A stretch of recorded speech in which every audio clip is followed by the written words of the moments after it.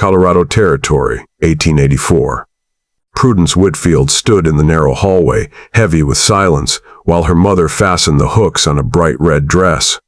The fabric clung and pinched, and Prudence, round of frame and slow to lift her head, wished she could sink into the worn floorboards beneath her feet. Her mother's hands moved briskly, sharp as her tongue. "You'll stand with the others today," she said, "and you'll do it without complaint. A woman past 30 ought to be grateful for any chance she's given." Prudence said nothing. She had learned long ago that words only sharpened her mother's scorn. In the mottled mirror she saw herself, a pale face with downcast eyes, dark hair pinned without care. The scarlet dress blazed against her body like a cruel joke. Her mother's choice, meant to draw eyes and deepen the sting. Down in town, talk had spread for weeks of Mayor Horace Burdett's plan. Sharp-suited and smiling, he had declared that every spinster past 30 must be brought to the square to be chosen as a bride. It was no law, only spectacle. A show of power dressed as duty, but few dared to defy him. For Burdett, the spectacle was less about order than about laughter at the weak, and proving that even lives could be bent to his will. Prudence stepped outside, the wind catching at her skirts. Chickens scattered. Behind her, her mother's voice carried across the yard. "Don't shame me further, girl. Stand straight. Maybe some poor fool will take pity." She took the dirt path toward town, shoulders hunched, eyes on the ruts and stones. Dust rose ahead where the road emptied into the square. She tried not to hear her mother's laughter in her mind, not to count the years of plainness and blame laid at her feet. Still, she could not escape the weight of that dress read as a warning against the dull earth. Nearing town, she heard voices rise and children's laughter turned thin and sharp. The day would not pass quietly. Something waited in the square, and whether it meant mercy or further ruin, she could not yet say. The street smelled of dust and horse sweat when Prudence reached the edge of town. Shopkeepers leaned in their doorways, waiting for the day's cruel show. Boys clustered near the well, their whispers turning to giggles as she passed. "Red cow," one shouted.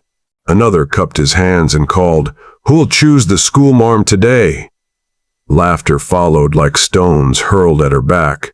Prudence kept her gaze low, her hands twisting the fabric of her skirt until her knuckles whitened. She had endured such barbs since girlhood, each one cutting deeper because she had no defense, no ally. A sudden commotion broke the rhythm. A little girl stumbled, her basket slipping free. Apples tumbled across the packed earth, rolling under boots and wagon wheels. The child knelt, flustered, near tears. Before thought could stop her, Prudence bent to help. The red dress strained at the seams as she crouched, gathering apples with careful hands. She offered the girl a small, soft smile. "There now. Let's save what we can." The girl looked up, startled, then relieved. "Thank you, ma'am," she whispered. But the moment of kindness was pierced by jeers. A knot of young men leaned against the saloon rail, smirking. "Look there," one drawled.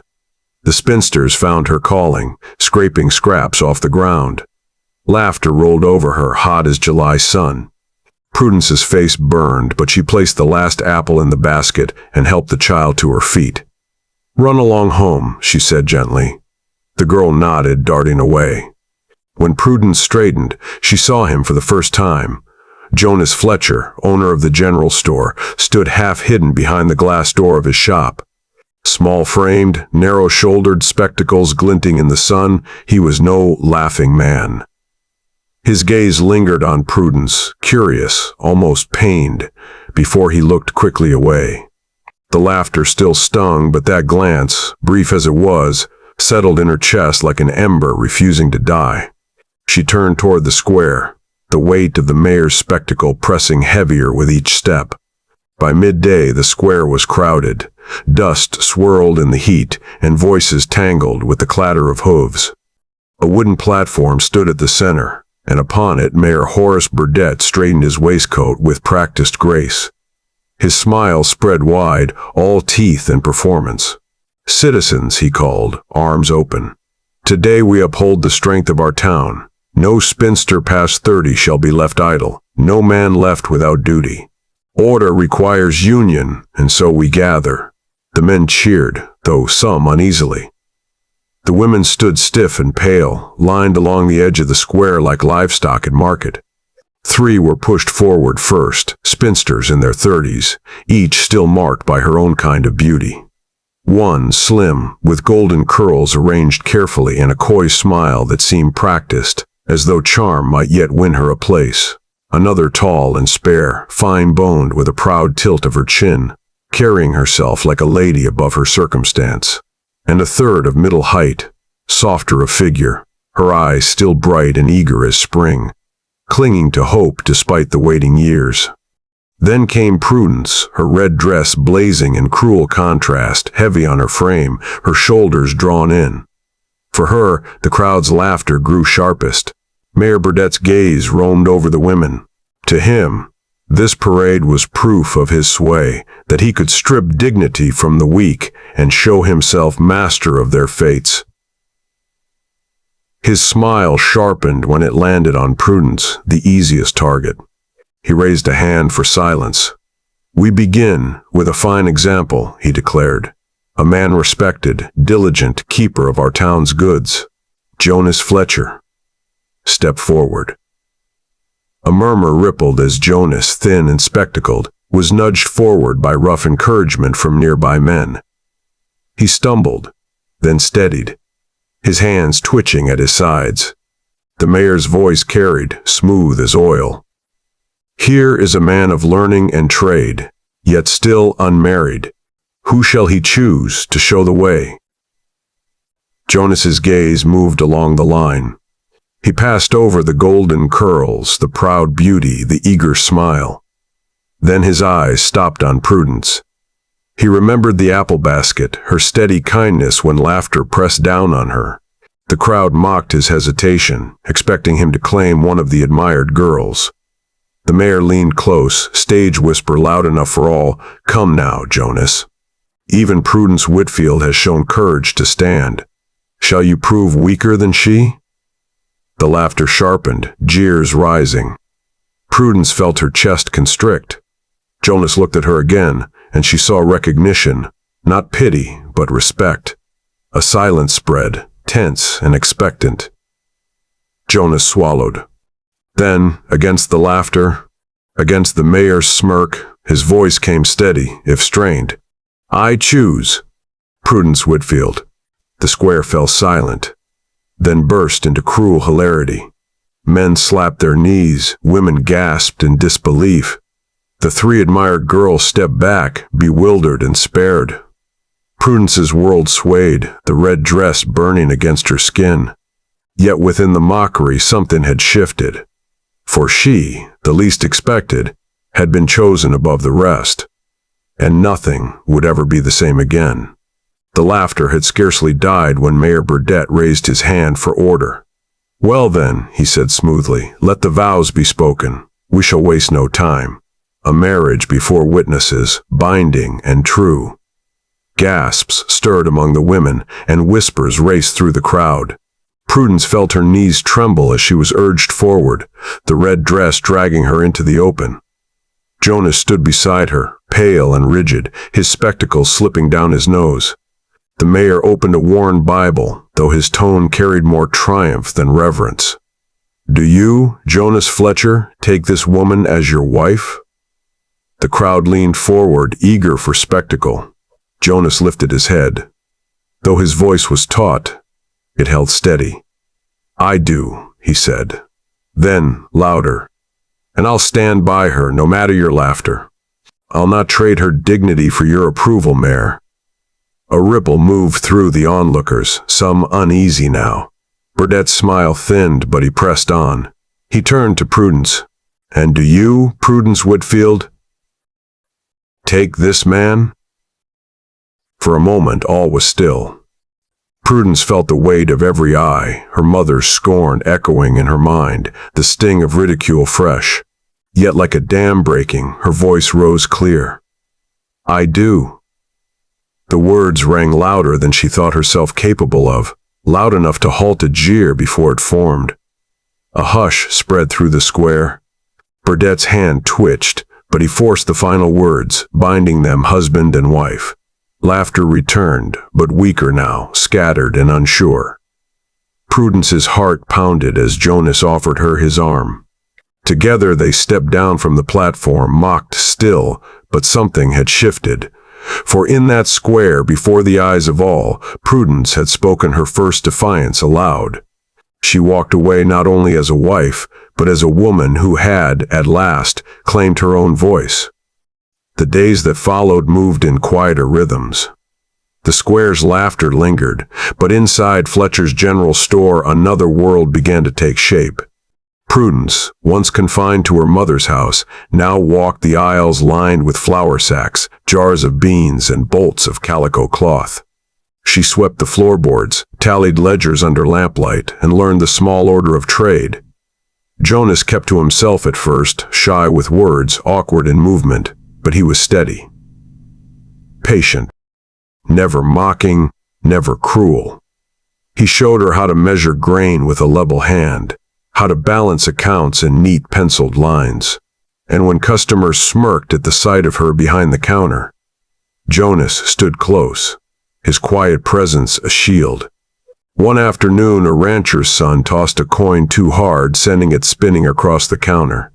"Careful there, schoolmarm," he sneered. "Numbers might slip through your fat fingers." Prudence froze, shame burning her cheeks. But before Jonas could gather the coin, she spoke. "The figures are correct," she said firmly. "You'll not insult my husband in this store."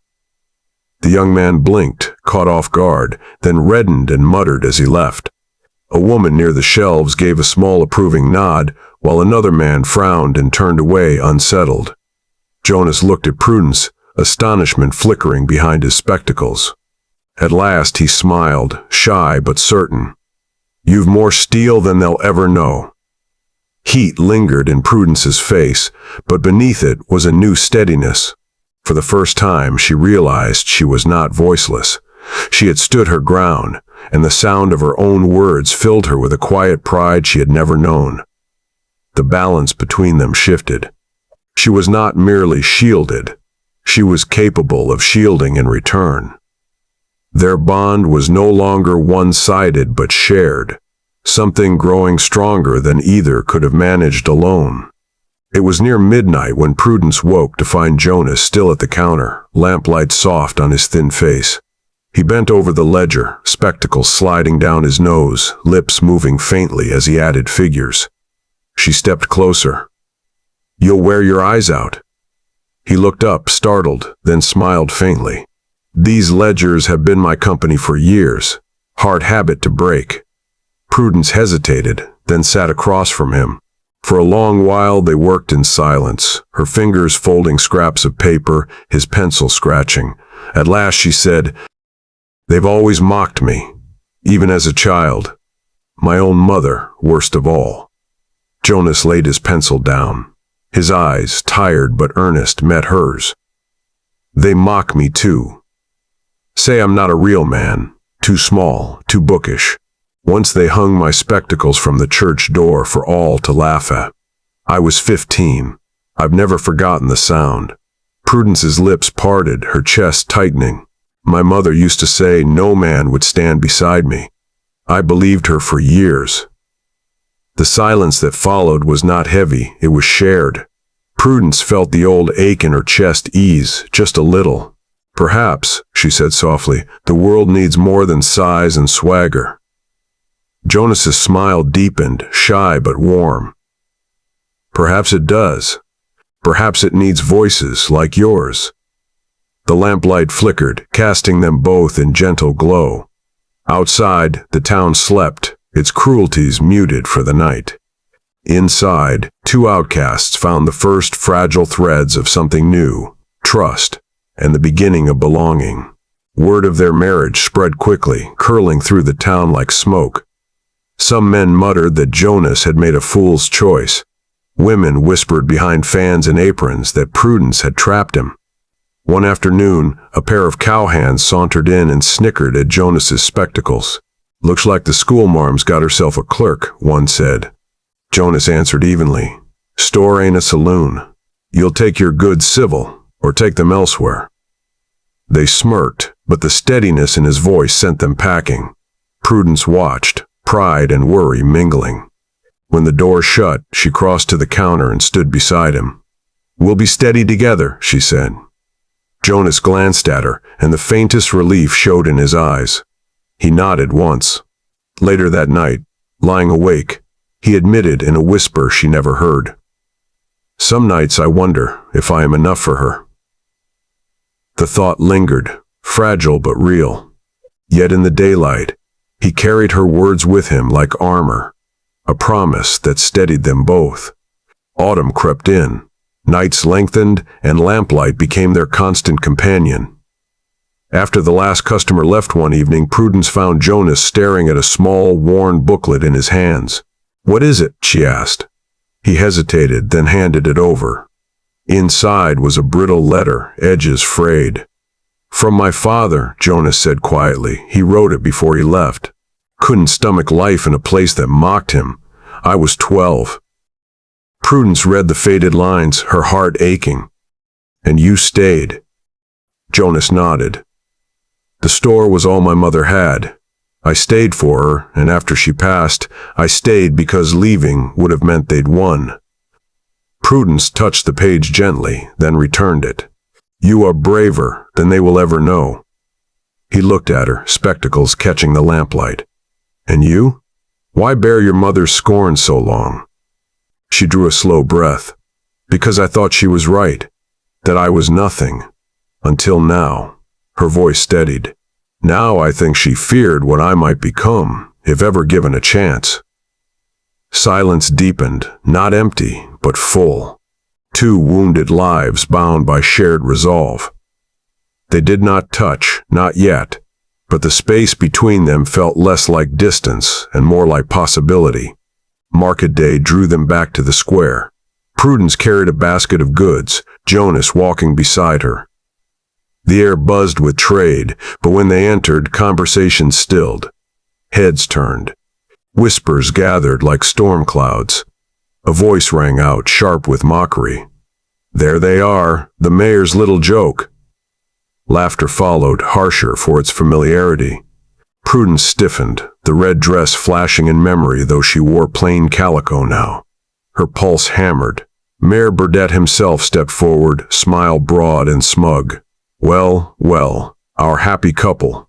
Tell me, Jonas Fletcher, has married life made a man of you? Or does the schoolmarm still keep your books and your courage?" The crowd chuckled, waiting for Jonas to shrink.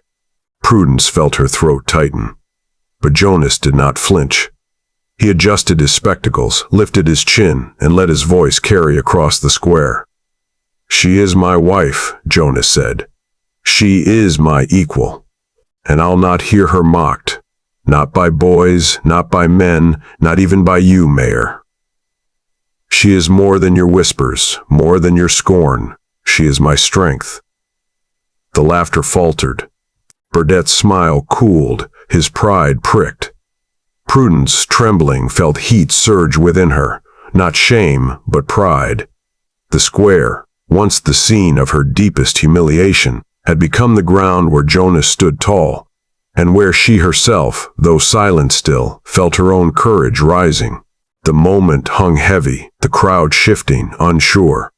Something had changed, though none dared name it aloud. The silence in the square stretched taut, broken only by the creak of wagons and the restless shifting of horses. Prudence felt her breath quicken. She saw Jonas's hand tremble, then steady as he reached for her. "Prudence," he said, loud enough for all to hear, "dance with me." Gasps rippled through the crowd. Laughter sputtered, uncertain now. For a moment she hesitated. Then, without a word, Prudence set the basket carefully down beside the platform. She straightened, her hands free, and let Jonas take one in his. He led her into the open space where once she had been displayed like a prize. Prudence's heart thundered as he drew her close. The square that had mocked her now became their floor. Jonas guided her clumsily at first, but with quiet resolve. She followed, her red dress only a memory, her plain calico glowing brighter with each step. The townsfolk fell into uneasy silence. Some smirked still, but others shifted, discomfort in their eyes. One old woman whispered, "Lord help us, they dance as if the rest of us ain't here." Mayor Burdett's smile hardened, and he barked, "Do you mean to shame this town with such a farce?" But no one joined his laughter. His words hung, sour and heavy, while the couple moved as if untouched. For in that square, under the wide western sky, two mocked souls turned jeers into music no one else could hear. Prudence lifted her chin. She moved with Jonas, and with each step, shame unraveled. When she met his gaze, steady behind his spectacles, she saw not pity but pride, and in return, she gave him her own. The dance ended not with applause, but with silence. A silence heavy and transformative. Together they stood, hand in hand, having claimed the square as their own. The walk back to the store felt different than any before. The air was crisp, sharp with the scent of wood smoke. Prudence held Jonas's arm, her steps lighter, her heart steadier. Behind them whispers followed, but softer now, uncertain. At the door, Jonas unlocked the store and held it open for her. Prudence stepped inside, her gaze sweeping over shelves and counters, the lamplight waiting. For the first time, it felt not like his store, but like their home. She turned to him, words catching in her throat. "Thank you," she managed, "for standing with me." Jonas smiled faintly, adjusting his spectacles. "I didn't stand alone." For a long moment they lingered in the quiet warmth. Then Prudence, her heart thudding, stepped closer. Jonas's breath caught, but he did not move away. She reached for him, and at last their lips met, awkward, tender, certain. A kiss not of spectacle, but of truth. The store, once a place of loneliness, bore witness to the first moment of love spoken without words. When they parted, Prudence's eyes softened. In that moment the air seemed brighter. Outside might still hold whispers, but within those walls was belonging. And now, love claimed openly. Years passed, and the store filled not only with goods, but with laughter. Children's voices rang between the aisles, small feet darting across the floor.